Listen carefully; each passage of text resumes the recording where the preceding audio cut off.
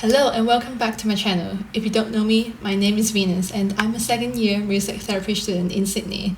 Today I'm going to share with you my step-by-step guide of how I use Notion to store all my clinical session notes. So if you have never heard of Notion before, it is the all-in-one note-taking, planning, document storage application that basically manages every aspect of your life. Since discovering that in late 2019, I have been managing my whole life on it. Now, as I approach my last year of studying music therapy in Australia, I'm going to share how I write and store all my clinical session notes on Notion. For sure, you can use any note-taking system of your choice to write session notes. It's just that I found the layout and functions of Notion the most handy among all. Now, whatever I'm going to show you from now on is all hypothetical. First off, you have your pages. It's like opening up a blank page on Microsoft Word or Evernote. You can do whatever you like on it. So I have this page dedicated to storing all the session notes on this particular clinic. So I have this location here, you can put down whatever name you want. And then I usually just add a few notes about the place. I always do my research. So here, I have like the setup, the history, the team, the intervention, or the media and the contact, etc. No matter whether you need to go through an interview to join the team or you're just joining for an internship, I still think the more you know, the better it is to get into the culture and the workflow. And this is just my usual method. So this amazing function to hide stuff in a line is called a toggle here. Once you click on this little triangle here, you will see all the information. But most of the time you don't need it, so it's just alright to hide it like that. And this toggle is also very useful if you're a student. Say when you're studying or you're trying to remember as much stuff as possible, toggle is your best friend. You can write all the questions down here, like I said, in the background, and then you hide all the answers under it. So every 2 weeks, you might just pull out all the questions and see how much you got the answers right. And this is called active recall, and it is the most effective study method. So this is the toggle function on Notion.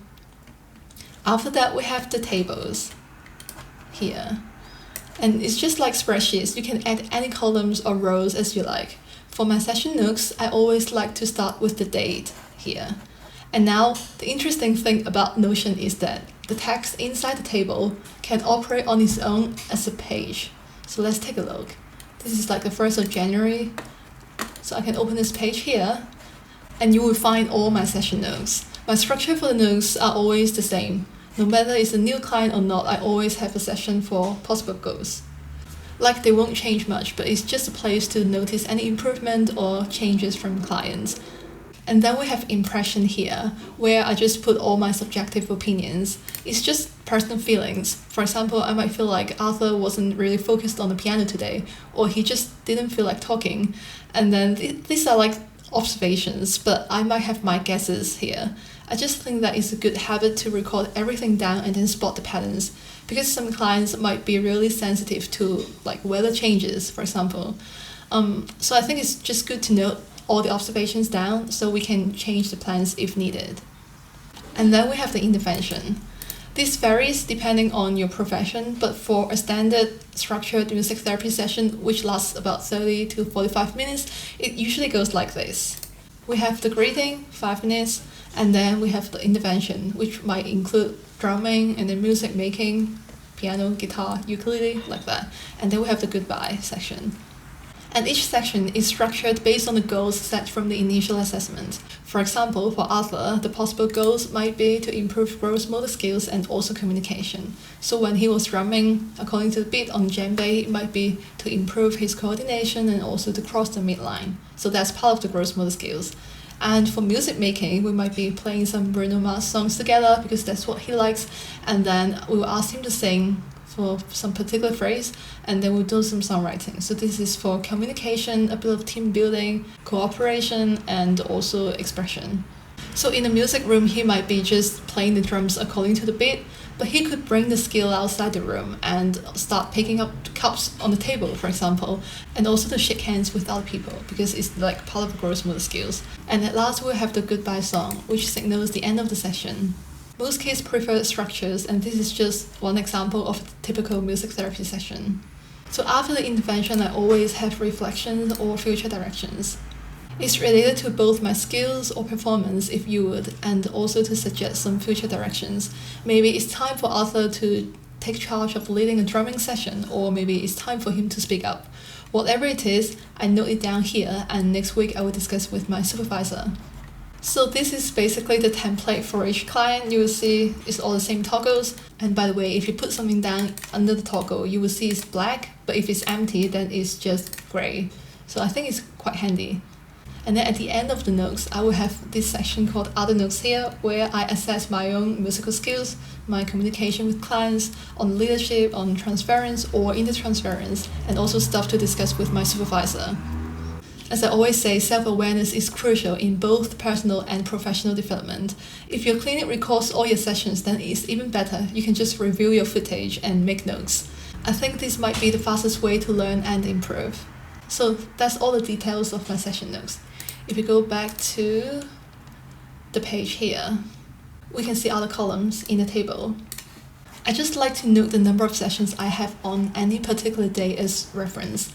And then I have labels for clients who showed up on that day. This comes in handy when you just want to track a particular client on how many sessions he has been to. For example, if I use the filter here, and then I add the filter, and then client here contains Arthur. So I know that he only attended 2 sessions in January. And this label is called a multi-select function on Notion. And there is also a select function where you can just choose one label. So next to the clients, I have a mood tracker here. It's just for my personal emotions, because I always like to check in with my mood. For example, it might be my first session on the 1st of January, so I might be feeling nervous. But then on the 8th of January, there might be a breakthrough for Charlie, so it was like a sense of accomplishment for both of us. So I felt contented, and so on. Like, music therapy is client-focused, but in order to deliver the best service to them, it is equally important to take care of ourselves. As healthcare professionals, we need to be careful of what kind of emotions we bring into the room. So that's that, and then I have a quick note column here to just jot down any notes that I might have. Because it's faster to type here, comparing to just opening a note and then type at the end, whatever. And lastly, let's talk about some privacy issues. Should we be worried that anyone might be reading the session notes because it's all the client's information, right? First of all the pages on Notion are set to private mode, which means that you are the only one reading or editing that, unless you want to collaborate with someone and then you give access to them. Otherwise, it's just you. If you bring your own laptop or iPad into the clinic, then just remember to set passwords or just turn off the screen, because it's pretty standard common sense. It's just like how you would protect your personal belongings, right? So this is just a quick guide on how I store my session notes on Notion. I will be sharing this template, so just grab a copy in the link in the description box below. Feel free to check out all my other Notion videos here. Thanks for watching, and I will see you guys in the next video.